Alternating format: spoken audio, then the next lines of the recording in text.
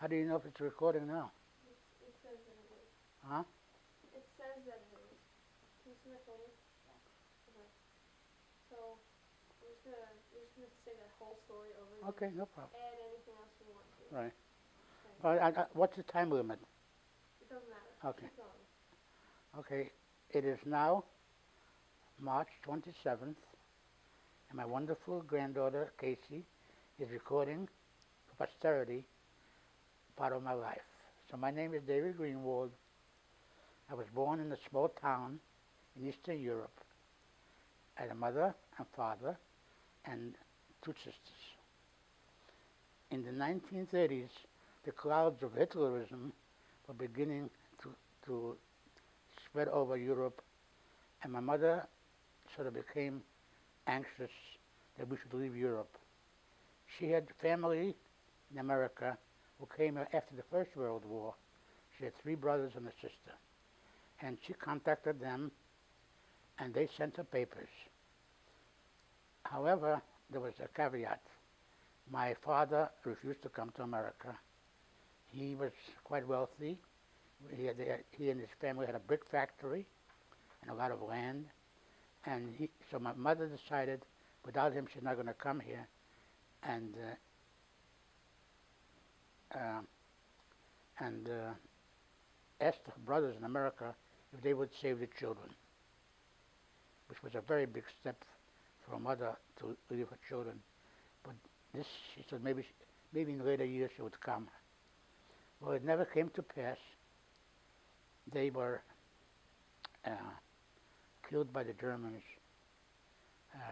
in a common grave in the town where I lived.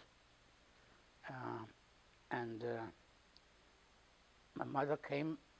I was already going to a high school in Warsaw. She came and she said that I will go to America just to be at the World's Fair in 1939, and I'll come back. I was only 13, past just 13 years of age, and I would go with my sister, who was 18. So we sailed for America on a Polish ship, the Batory. Uh, it was quite an arduous journey. I was seasick. I didn't understand the reason my mother sent me away. My my sister kept insisting that we're coming back, so forth and so on. And my family met, my mother's family, a brother and his wife met me at the ship, met us at the ship in Hoboken, New Jersey. Uh, on the journey from Hoboken to the Bronx, where they lived at that time, was a snowstorm after a snowstorm. Uh, and was very, very naive about the whole thing. I went sleigh riding with my cousins that day. Sort of felt that it was a vacation of sorts. However, I stayed with my family, and they put me into a elementary school because I did not speak any English. I learned the language very quickly. 6 months after I really spoke well, I also, upon graduation for PS 80, they presented me with a medal in history. Uh, so that was, but to go on to a regular high school was not a probability because my aunt and uncle said that being that I was here alone and I would have to earn a living eventually, maybe I should go to the New York School of Printing because my uncle and his brothers were in the printing business, so I would have somewhere to earn a living, which I did.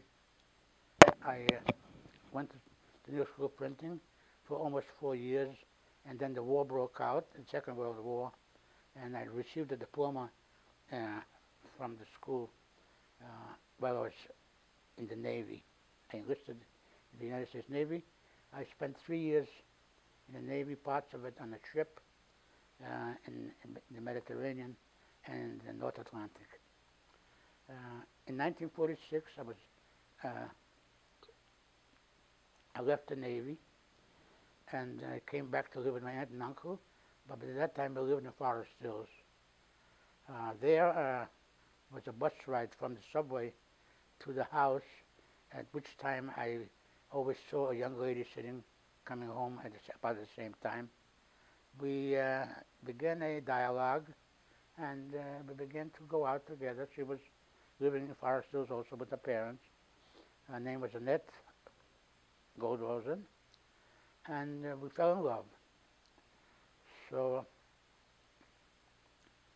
at the age of 21, on October 20th, 1946, we got married.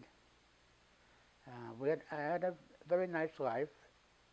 For 9 years, we lived in the borough of Queens, in an area called Ridgewood.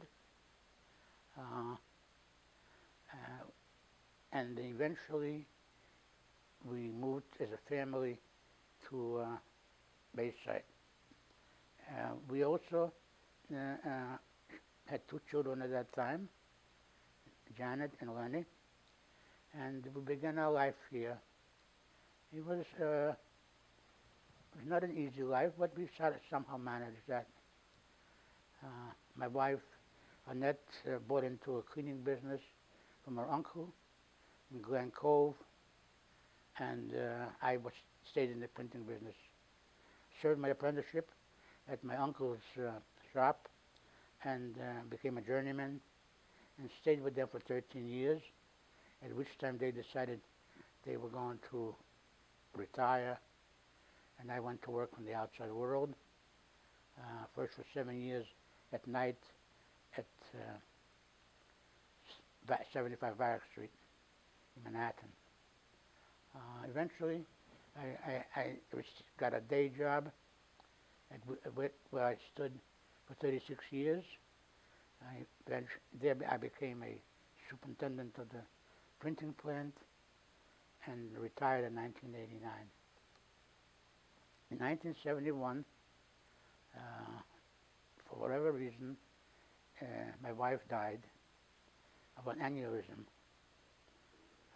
She was very young, and I remained with Lenny and Janet in Bayside. Lenny already had begun his college career at Ohio State, and Janet was still in high school and lived with me for the next 10 years, at which time she went out on her own. I stayed a widower to this day, not for any reason that I didn't understand or didn't feel like. I did meet some women in the ensuing years. One person I stayed with for 25 years, but she died several years ago. So here I am, 78 years later, living alone and enjoying my family of my grandchildren. I'm very happy, sometimes very lonely, but other times happy that I have this family, and hopefully I'll live out my life as I am. I have no physical problems except a health problem with emphysema, at which I was a heavy smoker in my lifetime, also in the printing business and helping my wife in the dry cleaning business. I guess my lung was damaged. So now I'm trying to do the best I can, and I will survive.